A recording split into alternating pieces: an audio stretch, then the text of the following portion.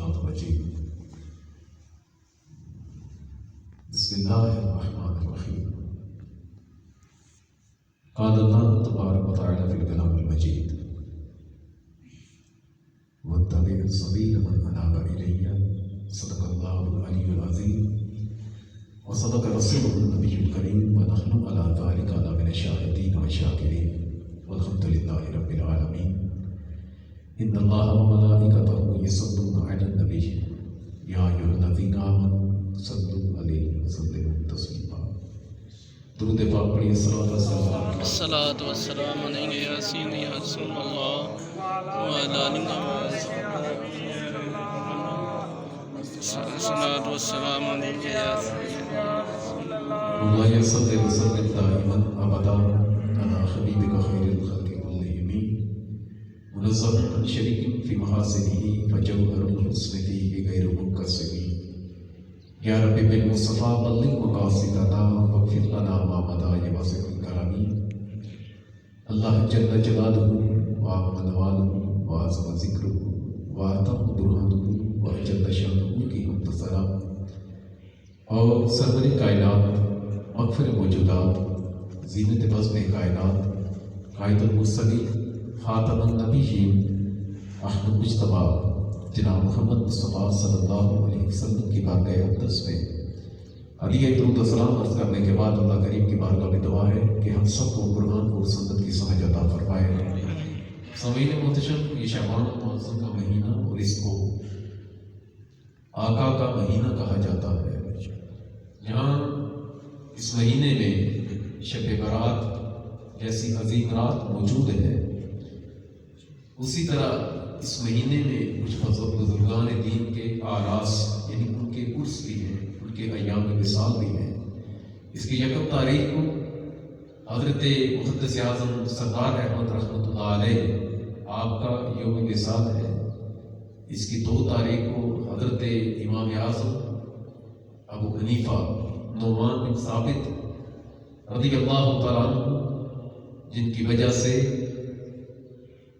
باغ حنیفہ باغ ابی حنیفہ اس کا چرچا پوری دنیا میں ہے، وہ پھیلا ہوا ہے اور ہم حنفی کہلاتے ہیں، ان کا یوم وصال ہے۔ اسی مہینے کی 4 تاریخ یعنی 4 شعبان المعظم کو حضرت امام حسین رضی اللہ تعالیٰ عنہ کا یوم پیدائش ہے، اور اس ایک روایت کے مطابق اس مہینے کی 5 تاریخ کو حضرت امام حسن رضی اللہ تعالیٰ عنہ کا یوم پیدائش ہے۔ روایت اگرچہ مختلف ہے اس حوالے سے۔ اس مہینے کی 14 تاریخ کو دمنی والی سرکار پیرا شاہ غازی رحمۃ اللہ علیہ کا یوم وصال ہے، اور اسی مہینے میں لال شہباز قلندر رحمۃ اللہ علیہ کا یوم وصال ہے۔ اسی مہینے میں حضرت پیر جماعت علی شاہ صاحب رحمۃ اللہ علیہ کے حوالے سے آتا ہے کہ آپ کا بھی یوم وصال ہے۔ تو ان ہستیوں کا سب کا ذکر کرنا وقت میں چونکہ اتنی وسعت نہیں ہوتی، ان میں سے 2 ہستیاں جن کے قدموں کی خیرات یہ ہستیاں بھی کھاتی ہیں۔ ایک حضرت امام حسین رضی اللہ تعالیٰ عنہ اور امام حسن رضی اللہ تعالیٰ عنہ کا ذکر مختصراً اور مختصراً ہی امام اعظم ابو حنیفہ رحمۃ اللہ علیہ کا ذکر کیا جائے گا۔ حضور فرماتے ہیں ذکر صالحین تنزل الرحمہ، لوگوں نیکوں کا ذکر کیا کرو کہ ان کا ذکر کرو گے تو اللہ رحمت عطا فرمائے گا، اللہ رحمت عطا فرمائے گا۔ میں نے پچھلے دنوں خواجہ شمس الدین سیاسی رحمۃ اللہ علیہ کی بات آپ کو سنائی تھی۔ آپ نے فرمایا کہ جب بندہ مومن کو قبر میں رکھ دیا جائے، ایمان کی سلامتی کے ساتھ وہ دنیا سے گیا، لیکن اس کے اعمال اتنے مضبوط نہیں تھے۔ یہ عام بندہ بات نہیں کر سکتا، وہی کر سکتا ہے جس نے قبر کا منظر اپنی آنکھوں سے دیکھا ہوا، اور جس کو سرکار کی دربار سے خیرات ملی ہو، شولی کے گھر سے روٹی کے ٹکڑے کھاتا ہو، اور جس نے امیر معاویہ کے قدموں کی خاک کو اپنی آنکھوں پر بلا ہوا، وہی ہستی کہہ سکتی ہے جو قبر کے حالات اپنی جاگتی آنکھوں سے دیکھ سکے۔ آپ نے فرمایا کہ لوگوں ایسا ہوا کسی مجلس میں آپ بیٹھے ہوئے تھے، میں نے کہا کہ صالحین کا جب نیکوں کا ذکر کیا جائے تو اللہ رحمت عطا فرماتا ہے۔ خواجہ شمس الدین سیاسی کہتے ہیں کہ بندہ مومن کو یہ وہ ایمان کی سلامتی کے ساتھ تو دنیا سے گیا، لیکن اعمال اتنے مضبوط نہیں تھے کہ قبر کے سوالات کے جواب وہ دے سکے۔ اب بندہ مومن سے اللہ بھی محبت کرتا ہے، اللہ کے رسول بھی اور فرشتے بھی محبت کرتے ہیں۔ اسی لیے تو منکر و نکیر کہیں گے نا، جب سوالوں کے جواب دے دیں گے تو منکر و نکیر کہیں گے نم کا نومت العروس، اے بندہ مومن سو جا جیسے پہلے رات کی دلہن سوتی ہے، اور اس کے لیے جنت کی کھڑکی اس لیے کھولی جائے گی کہ اللہ اس سے محبت کرتا ہے۔ تو خواجہ صاحب فرماتے ہیں کہ کسی وجہ سے اگر اسے قبر کے سوالات کے جوابات نہ آئے تو فرشتوں کا محبت بھی ہے تو اللہ نے رحمت بھی عطا کرنی ہے۔ فرشتے جاتے جاتے اسے اتنا ہی پوچھ لیں گے بتا کسی نیک آدمی کا نام یاد ہے، کسی اللہ کے ولی کا نام یاد ہے، تجھے اس سے محبت ہے؟ تو کہے گا ہاں ہاں فلاں کا نام یاد ہے، فرشتے کہیں گے جا اللہ عز و جل نے تیری مغفرت فرما دی۔ سبحان اللہ۔ یہ وجہ صاحب فرما رہے ہیں۔ تو میرا کہنے کا مقصد یہ کہ نیکی کا ذکر گھروں میں کیا کرو، جہاں بیٹھتے ہو کیا کرو، کچھ اور ہو نہ ہو اللہ رحمتیں ضرور عطا فرمائے۔ سبحان اللہ۔ آج پہلے امام اعظم ابو حنیفہ رحمۃ اللہ علیہ کا ذکر، آپ کا نام نعمان بن ثابت، اور ابو حنیفہ آپ کی کنیت تھی۔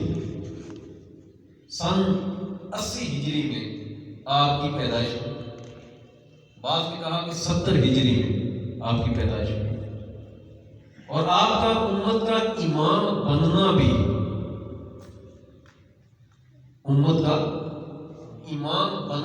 یہ حضرت علی کی دعا سے ہے۔ آپ کے دادا، ان کا نام غالباً نعمان تھا، جب آپ کے والد صاحب کو بچپن کی عمر میں جن کا نام ثابت تھا، ان کو لے کر حضرت علی کی بارگاہ میں حاضر ہوئے۔ حضرت علی نے دعا کی کہ اللہ نعمان کی اولاد میں اور ثابت کی اولاد میں دونوں کے خاندان میں برکتیں عطا فرما۔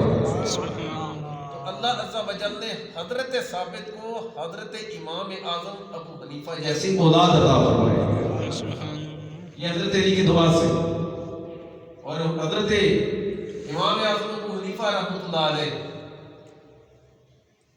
آقا کریم صلی اللہ علیہ وسلم ایک مرتبہ تشریف فرما تھے کہ سورہ جمعہ کی آیت نمبر 3،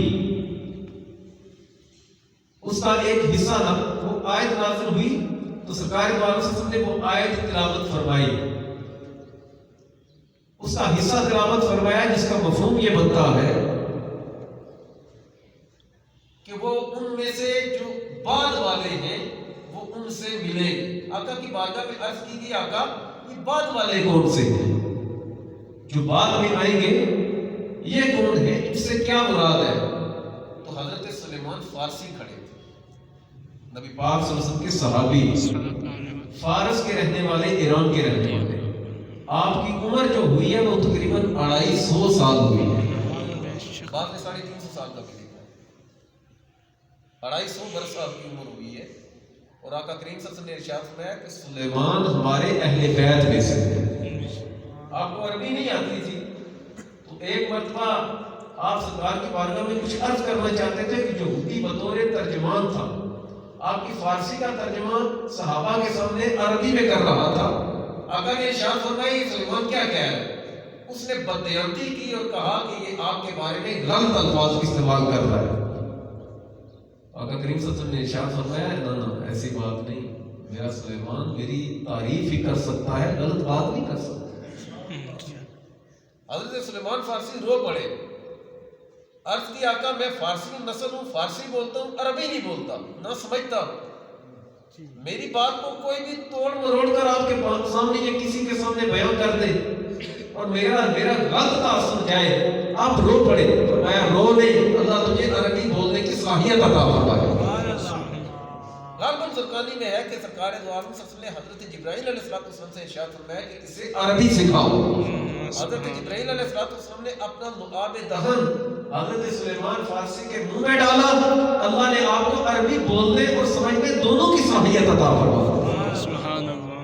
تو حضرت سلیمان فارسی اندر بیٹھے ہوئے تھے تو آقا کریم صلی اللہ علیہ وسلم نے ارشاد فرمایا کہ جب پوچھا گیا نہ تھا یہ بعد والے کون ہیں جو ان سے ملیں گے، تو سرکار نے حضرت سلیمان فارسی کے کندھے پر ہاتھ رکھا اور ارشاد فرمایا کہ سنو، اگر ایمان ستاروں کی جگمگاہٹ میں ہوتا، اتنی بلندی پر، اگر ایمان آسمان کی کہکشاؤں میں ہوتا تو اس کے علاقے کے آدمی ایمان کو وہاں سے بھی زمین پر لے آتے۔ اور ایک روایت میں ہے کہ اگر علم سوریا ستارے پر ہوتا، اتنا بلندی پر علم حاصل کرنا اتنا مشکل ہوتا، پھر بھی فارس کا ایک آدمی، ایران کا ایک آدمی اس علم کو آسمان دنیا سے کھینچ کر زمین پر لے آتا لوگوں کے لیے۔ تو بہت سے بزرگوں نے کہا جس آدمی کے علم کی تعریف آقا نے حدیث میں بیان کی ہے وہ آدمی اور کوئی نہیں، اس آدمی سے مراد امام اعظم ابو حنیفہ کی ذات ہے۔ سبحان اللہ، سبحان اللہ۔ حضرت امام اعظم ابو حنیفہ رحمۃ اللہ علیہ آپ فارسی نسل تھے، ایران کے رہنے والے تھے، لیکن آپ نے عربی میں اپنی کتب کو لکھوایا اور لکھا، علم کو پھیلایا۔ کوفہ شہر یہ ایک غیر آباد جگہ تھی۔ حضرت عمر فاروق رضی اللہ تعالیٰ عنہ نے سن 17 ہجری میں، سنیے گا کس ہجری میں؟ سن 17 نبی پاک صلی اللہ علیہ وسلم کے وصال ظاہری کے تقریباً 6 یا 7 برس بعد، 6 برس بعد کوفہ شہر کی تعمیر کروائی تھی اور صحابہ کو وہاں پر آباد کیا تھا۔ 1500 صحابہ تھے جنہوں نے کوفہ کو آباد کیا، ان میں سے 70 صحابہ وہ تھے جو بدر کے معرکے میں سرکار کے ساتھ شانے کے ساتھ شانہ ملا کر کافروں سے لڑے تھے، بدری صحابہ اکرام 70۔ اور وہاں پر ان صحابہ میں سے، ان صحابہ کے جو وہاں پر سب سے بڑے عالم تھے، ان کا نام عبداللہ ابن مسعود رضی اللہ تعالیٰ عنہ۔ اور حضرت عبداللہ ابن مسعود تاریخ اسلام میں ان کا اسلام لانے والوں میں 6واں نمبر ہے۔ کتنا نمبر ہے؟ 6واں۔ جن لوگوں نے سرکار دو عالم صلی اللہ علیہ وسلم کا اسلام میں کلمہ پڑھا، ان میں سے 6واں نمبر جو ہے وہ حضرت عبداللہ ابن مسعود، ان کو صاحب نعلین رسول کہتے ہیں۔ آقا کریم صلی اللہ علیہ وسلم جہاں بھی تشریف لے جاتے تھے یہ سرکار کے جوتے مبارک اپنے سینوں کے ساتھ لگا رکھتے تھے، سبحان اللہ۔ آقا کو تکیہ پیش کیا کرتے تھے۔ آپ کو حضرت عمر فاروق رضی اللہ تعالیٰ عنہ نے وہاں پر بھیجا، مدینہ سے کوفہ بھیجا، اور پھر آپ نے دوبارہ جو ہے کوفہ سے آخری عمر میں دوبارہ مدینہ شریف میں یہاں پر آپ کی وفات ہوئی۔ میں بتا رہا ہوں کہ امام اعظم پلے بڑے کہاں پر گئے۔ کوفہ کے شہر میں 1500 صحابہ کرام کی رہائش ہے، 70 بدری صحابہ، عبداللہ ابن مسعود رضی اللہ تعالیٰ عنہ ان کے سردار۔ حضرت عبداللہ ابن مسعود رضی اللہ تعالیٰ عنہ کی جب وفات ہوئی ہے نا تو آپ نے وہاں پر 4000 علماء کا لشکر جو ہے وہ تیار کیا ہوا۔ سبحان اللہ۔ کوفہ وہ شہر ہے جہاں پر حضرت علی رضی اللہ تعالیٰ عنہ نے اپنا دارالحکومت بنایا۔ کوفہ وہ شہر جہاں پر حضرت امام اعظم ابو حنیفہ کے دادا اپنے بیٹے حضرت ثابت کو لے کر حاضر ہوئے، اور حضرت علی نے دعا دی تھی کہ اللہ نعمان اور ثابت دونوں کی اولاد میں برکت عطا فرما۔ سبحان اللہ۔ کوفہ وہ جگہ ہے جہاں پر تقریباً 4000 تو تھے نا وہ جو علماء، آج کل کے نہیں، اس وقت کے علماء جو آنکھیں بند کرے تو آقا دیدار عطا فرما، سبحان اللہ۔ جو نماز کے لیے کھڑے ہو تو دنیا کو بلا کر رب سے رابطہ، جنہوں نے 2-4 کتابیں رٹ کر تقریریں سیکھ کر اپنے آپ کو مفتی نہیں کہلوایا، بلکہ صحابہ کرام کے سامنے اپنے گھٹنوں کو ٹیکا ہے علم حاصل کرنے کے لیے۔ سبحان اللہ، سبحان اللہ۔ ان میں سے 70 کے قریب لوگ جو تھے وہ مفتی کے منصب پر فائز تھے۔ یہ آج کل کے مفتی نہیں، یہ آج کل جتنے بھی مفتیان کرام ہیں یہ مفتی ناقد ہیں، یہ آپ کو شاید بات سمجھ آئے یا نہ آئے، یہ کتابوں سے دیکھ کر بات کرتے ہیں۔ وہ مفتی پتہ ہے کس طرح کے تھے؟ قرآن کی آیت پڑھے تو 1000 مسئلے نکال دیں۔ 70 کے قریب جو تھے وہ صاحب فتویٰ تھے، مجتہد تھے۔ کوفہ کے شہر میں وہ قاضی موجود تھے، ان میں سے ایک کا نام قاضی شریح تھا، جن کو حضرت علی بھی کہا کرتے تھے کہ شریح اٹھو اور فیصلہ کرو۔ امام اعظم نے وہاں پر آنکھ کھولی۔ آپ تاجر تھے اور آپ کا جو سامان تجارت تھا یہ ایران، شام، یمن، مختلف ملکوں تک آپ کی تجارت پھیلی ہوئی تھی، اور آپ کوئی جدی پشتی عالم نہیں تھے، جدی پشتی عالم نہیں تھے، اپنی دکان چلاتے تھے، اور آج بھی ان کی دکان کے آثار وہاں پر موجود ہیں، اور وہ دکان ابھی بھی کہتے ہیں کہ کسی نہ کسی شکل میں وہاں پر موجود ہے۔ تو امام اعظم ابو حنیفہ رحمۃ اللہ علیہ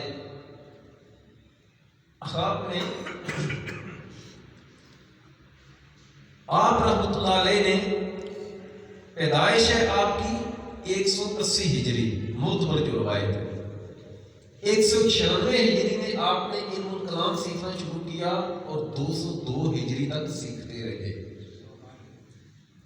7 برس تک آپ تقریباً سیکھتے رہے۔ عمر آپ کی کتنی ہوگی؟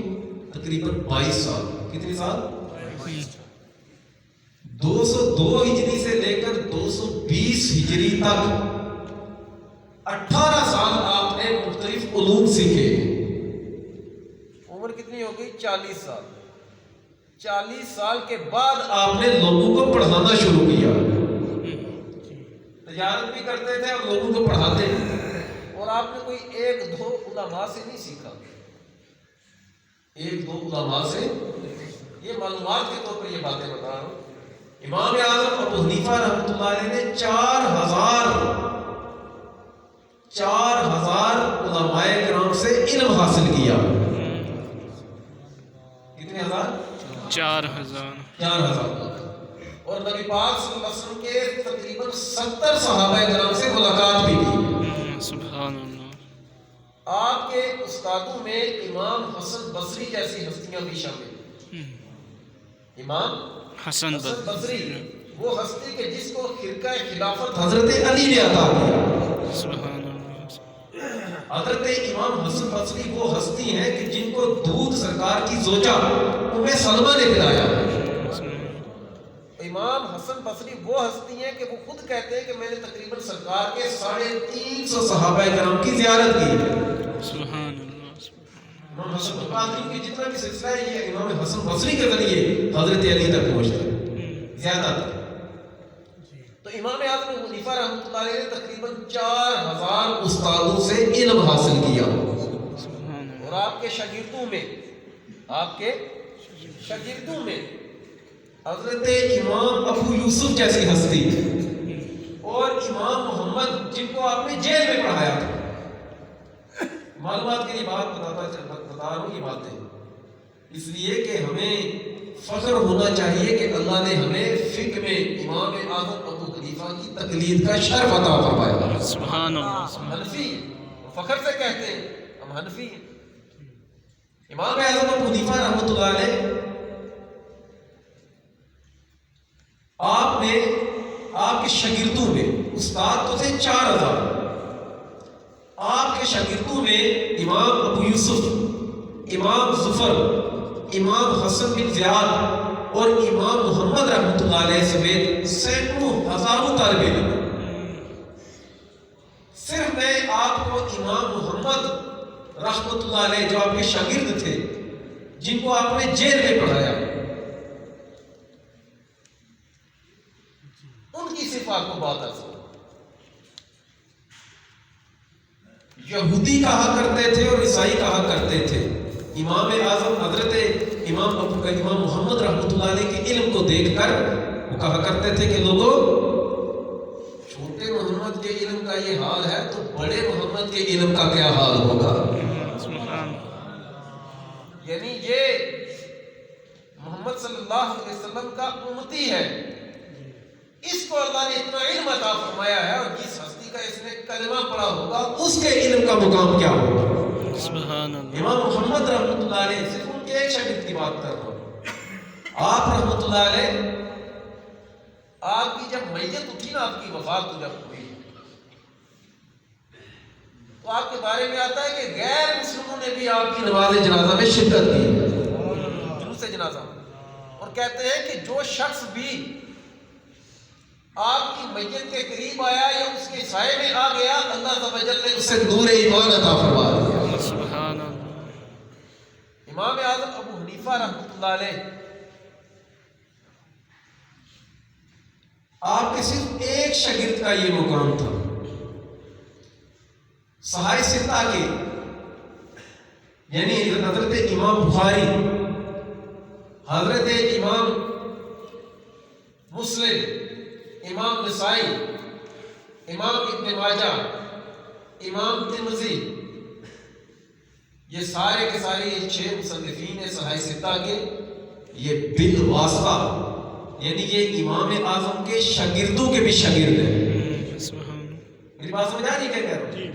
آسان لفظوں میں اس کی بتا رہا ہوں تاکہ سمجھ آ جائے. صحائف ستہ کے جتنے بھی مصنفین ہیں یہ سارے کے سارے امام اعظم کے ابو حنیفہ رحمۃ اللہ علیہ کے شاگردوں کے بھی شاگرد ہیں. آج جو کہتے ہیں نا بخاری کا نام لے کر کہتے ہیں جی امام بخاری نے یہ لکھا، انہوں نے یہ لکھا، امام مسلم نے یہ لکھا، نسائی نے یہ لکھا، ابن ماجہ نے یہ لکھا، ان کو یہ بھی پتا ہونا چاہیے کہ سب نے جو علم حدیث سیکھا ہے یہ امام اعظم ابو حنیفہ کے شاگردوں سے بھی سیکھا، شاگردوں سے سیکھا. امام کے علم کا کیا مقام ہے؟ امام اعظم ابو حنیفہ رحمۃ اللہ علیہ، آج لوگ کہتے ہیں نا، یہ بالخصوص جب حنفیت کی بات ہو، سنیت کی بات ہو، تو یہ صحابہ کے گستاخ لوگ ہیں نا، جو اہل بیت کی محبت کی آڑ میں صحابہ کرام پر بھونکتے ہیں، ان کی بات کرتے ہیں. وہ پتہ کہتے ہیں، وہ کہتے ہیں کہ ان کے ذہن میں یہ ہوتا ہے کہ معاذ اللہ ثم معاذ اللہ. امام شافعی نے کہا کہ اہل بیت سے بغض رکھنا یہ خارجیت ہے، اور صحابہ کرام سے بغض رکھنا یہ رفضیت ہے، رافضی ہونے کی علامت ہے.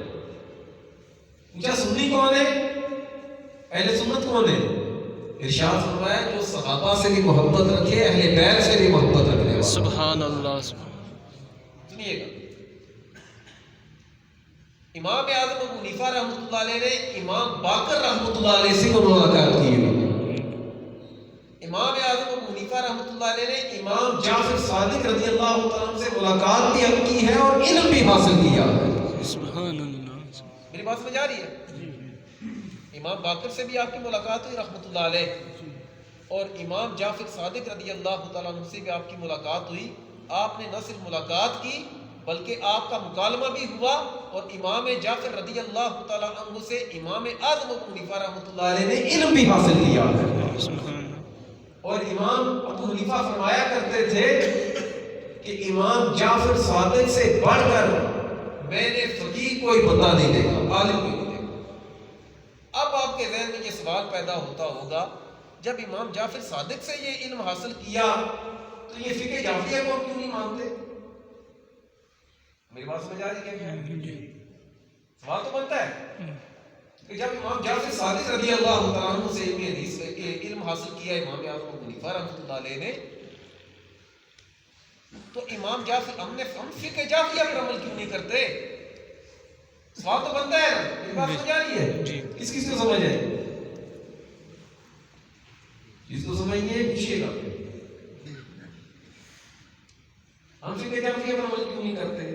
تو اس کا جواب فقہ جعفریہ کا وجود ہی کوئی نہیں. میں چیلنج سے کہتا ہوں اور برسر ممبر کہہ رہا ہوں، میں نے وہ باتیں نہیں چھیڑی آج تک اس ممبر پر بیٹھ کر. کوئی بندہ فقہ جعفریہ کی بنیاد کہ امام جعفر صادق رضی اللہ تعالیٰ عنہ نے فقہ جعفریہ کو مرتب کروایا، یا آپ کے وصال کے 100 سال بعد بھی فقہ جعفریہ مرتب ہوا ہو، کوئی مجھے اس کا ثبوت اتھینٹک کوئی دلیل دے، میں اسے 1,00,000 روپے انعام اسی وقت دوں گا۔ اس کا وجود ہی کوئی نہیں۔ یہ بعد میں یہ چیزیں شامل کی گئی اور اپنی طرف سے یہ باتیں، میں خیر اس موضوع کو نہیں چھیڑنا چاہتا، تو میں بتانا امام اعظم ابو حنیفہ رحمۃ اللہ علیہ کی میں بات کر رہا ہوں۔ امام اعظم ابو حنیفہ رحمۃ اللہ علیہ نے حضرت امام جعفر صادق رضی اللہ تعالیٰ عنہ آپ سے بھی علم حاصل کیا، اور امام باقر رحمۃ اللہ علیہ سے ملاقات بھی اور آپ کا مکالمہ بھی ہوا۔ حضرت امام اعظم ابو حنیفہ رحمۃ اللہ علیہ آپ کو اللہ عز و جل نے خواب میں اللہ عز و جل نے آپ کو 100 مرتبہ دیدار عطا فرمایا۔ سبحان اللہ۔ فقہ کے جو باقی امام ہیں، امام شافعی، امام احمد بن حنبل اور امام مالک، دنیا میں فقہ کے مذاہب کتنے جاری ہیں؟ جو چند مشہور ہیں، کتنے ہیں؟ 4۔ شافعی، مالکی، حنبلی اور حنفی، یہی ہے نا جی۔ حضرت امام شافعی امام اعظم کے شاگرد امام محمد رحمۃ اللہ علیہ کے شاگرد تھے۔ میری بات سمجھ آ رہی؟ امام اعظم کے شاگرد تھے امام محمد۔ امام محمد نے شادی کی امام شافعی کی والدہ سے۔ امام شافعی جو تھے انہوں نے سارا علم حاصل کیا ہے تو امام محمد سے حاصل کیا ہے، یعنی امام شافعی رحمۃ اللہ علیہ جو کروڑوں شافعیوں کے پیشوا، کروڑوں شافعیوں کے، انہوں نے بھی اگر علم کی خیرات لی ہے تو وہ درے امام اعظم ابو حنیفہ سے لی ہے۔ بے شک، سبحان اللہ۔ امام شافعی رحمۃ اللہ علیہ آپ خود کہتے ہیں کہ لوگوں میرے پاس جتنا علم آیا ہے وہ امام محمد رحمۃ اللہ علیہ کی کتابوں سے آیا ہے۔ اور امام محمد نے کتابیں کہاں سے لکھی ہے؟ امام محمد کو اگر علم کی خیرات اللہ نے عطا کی ہے تو امام اعظم ابو حنیفہ کے قدموں کا صدقہ عطا فرمایا۔ سبحان اللہ۔ امام شافعی ہو گئے۔ امام مالک رحمۃ اللہ علیہ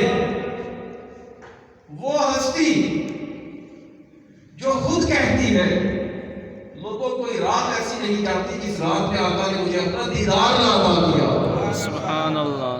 آپ امام اعظم کے شاگرد ہیں، امام اعظم ابو حنیفہ رحمۃ اللہ علیہ، اور امام احمد بن حنبل رحمۃ اللہ علیہ آپ تو امام اعظم ابو حنیفہ رحمۃ اللہ علیہ کی وفات کے تقریباً 15 سال بعد پیدا ہوئے۔ کتنے سال بعد؟ 15 سال۔ 15 سال بعد۔ اور امام احمد بن حنبل رحمۃ اللہ علیہ بھی بالواسطہ، یعنی امام اعظم ابو حنیفہ رحمۃ اللہ علیہ کے شاگردوں کے شاگرد ہیں۔ یعنی میں کہنا یہ چاہتا ہوں کہ محدثین کا باغ ہو یا فقہا کا باغ ہو، سب نے اگر پھل کھایا ہے تو امام اعظم ابو حنیفہ رحمۃ اللہ علیہ کے باغ کا پھل کھایا۔ سبحان اللہ۔ اور امام اعظم ابو حنیفہ رحمۃ اللہ علیہ کے علمی مقام و مرتبہ کیا؟ داتا علی حجویری رحمۃ اللہ علیہ کا نام سنا آپ لوگوں نے؟ جی۔ وہ نہیں جانتا۔ آپ فرماتے ہیں میں نے خواب میں دیکھا۔ میں کہاں پر تھا؟ میں حضرت بلال حبشی رحمۃ اللہ علیہ کے مزار پر بیٹھا تھا۔ یہ داتا علی حجویری رحمۃ اللہ علیہ لکھتے ہیں۔ آپ فرماتے ہیں کہ میں ان کے مزار پر بیٹھا ہوا تھا، میں نے اچانک دیکھا کہ آقا کریم صلی اللہ علیہ وسلم خواب میں، مجھے غنودگی ہے، خواب میں دیکھا سرکار دو عالم صلی اللہ علیہ وسلم کہیں تشریف لے جا رہے ہیں اور ایک شخص کو آقا نے اپنے سینے کے ساتھ لگایا ہوا ہے، چلتے چلتے سینے کے ساتھ لگایا ہوا ہے۔ تو میں نے آقا کی بارگاہ میں عرض کی، آقا یہ کون ہے اتنا خوش نصیب جس کو آپ نے سینے کے ساتھ لگایا ہوا؟ میں تو نہیں جانتا، یہ تیرا اور میری امت کا امام ابو حنیفہ رحمۃ اللہ علیہ۔ سبحان اللہ، سبحان اللہ۔ اور داتا علی حجویری رحمۃ اللہ علیہ کشف المحجوب میں لکھتے ہیں، آپ فرماتے ہیں کہ لوگوں یحییٰ بن معین رازی آپ فرماتے ہیں مجھے خواب میں سرکار دو عالم صلی اللہ علیہ وسلم کا دیدار پاک ہوا۔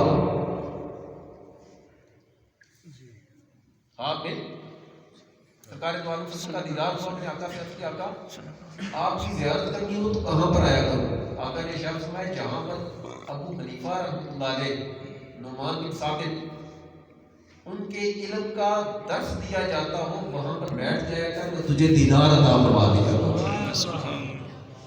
امام شافعی شاگرد ہے امام اعظم ابو حنیفہ رحمۃ اللہ علیہ کے شاگرد امام محمد کے، میں نے بتایا نا پہلے. جی اور امام شافعی کے آگے شاگرد ہے امام احمد بن حنبل رحمۃ اللہ علیہ. امام احمد بن حنبل رحمۃ اللہ علیہ کو نبی پاک صلی اللہ علیہ وسلم کی تقریباً 17.5 لاکھ احادیث یاد تھی زبانی، سبحان اللہ. اسناد یاد تھی، احادیث کی اسناد یاد تھی. اور بعض کہتے ہیں 10 لاکھ احادیث کی اسناد یاد تھی. آپ سے کسی نے پوچھا حضرت جی اتنا زیادہ علم کیسے آیا؟ کس سے پوچھا؟ امام احمد بن حنبل جو امام اعظم ابو حنیفہ کے شاگردوں کے شاگرد ہیں. آپ سے کسی نے پوچھا حضرت جی اتنے بڑے آپ عالم ہیں، یہ علم کہاں سے آیا؟ آپ نے کہا باقی تو معاملات اپنی جگہ رہے، لیکن ایسے ہوتا تھا کہ میں اپنے استاد امام شافعی رحمۃ اللہ علیہ کے کپڑے دھوتا تھا. کیا کرتا تھا؟ ان کے کپڑے. ان کی جب میں قمیض دھوتا نا تو پانی کو میں باہر گراتا نہیں تھا، بلکہ ادب کی وجہ سے اس کپڑوں کی وہ جو قمیض ہے اس پانی کو پی جاتا تھا. اس پانی کا صدقہ اللہ نے اتنا علم عطا فرمایا. سبحان اللہ سبحان اللہ. امام احمد بن حنبل کون سی ہستی؟ جیسے ہم حنفی ہیں نا، ہم کون ہیں؟ الحمدللہ حنفی ہیں. وہ سے پاک 11ویں والے پیر رحمۃ اللہ علیہ آپ حنبلی تھے.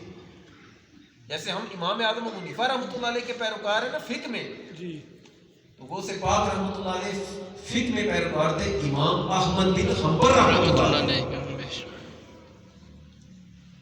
امام اعظم کے شاگردوں کا اگر اتنا بڑا مقام ہے تو امام کا اپنا مقام کیا ہوگا؟ امام شافعی کہتے ہیں لوگوں جب کسی مسئلے میں پھنس جاتا ہوں، امام شافعی رفع الیدین کرتے تھے، قنوت نازلہ پڑھتے تھے، لیکن آپ خود کہتے ہیں کہ جب میں امام اعظم کے مزار پر حاضری دیتا نا تو میں نماز اسی طرح پڑھتا تھا جیسے حنفی پڑھتے. حضرت جی کیوں ایسے کرتے ہیں؟ آپ خود فرماتے ہیں کہ امام اعظم ابو حنیفہ کے ادب کی وجہ سے میں ایسا کیا کرتا ہوں. سبحان آپ فرماتے ہیں میں کسی مسئلے میں پھنس جاؤں، مجھے کوئی راہ نہ ملے، امام اعظم ابو حنیفہ رحمۃ اللہ علیہ کے مزار پر حاضری دیتا ہوں، 2 رکعت نفل ادا کرتا ہوں، دعا کے لیے ہاتھ اٹھاتا ہوں، ہاتھ نیچے بعد میں کرتا ہوں، دعا پہلے قبول ہو جاتی ہے. سبحان اللہ سبحان. ایسے کہ امام اعظم ابو حنیفہ رحمۃ اللہ علیہ. اور دوسرا آج کا جو میں عرض کیا مختصراً 4 شعبان معظم 4 ہجری امت کے امام، جنت کے شہزادے، بے شک سبحان اللہ. حضرت علی کے بیٹے، شہید کربلا، تاجدار شہداء، امام عالی مقام امام حسین رضی اللہ تعالیٰ کا یوم پیدائش ہے. آج ہی میں سوچ رہا تھا حضرت علی پیدا ہوئے، حضرت علی رضی اللہ تعالیٰ، آپ آنکھیں نہیں کھول رہے تھے. آقا کریم صلی اللہ علیہ وسلم کو بلایا گیا کہ وہ آنکھیں نہیں کھول رہے.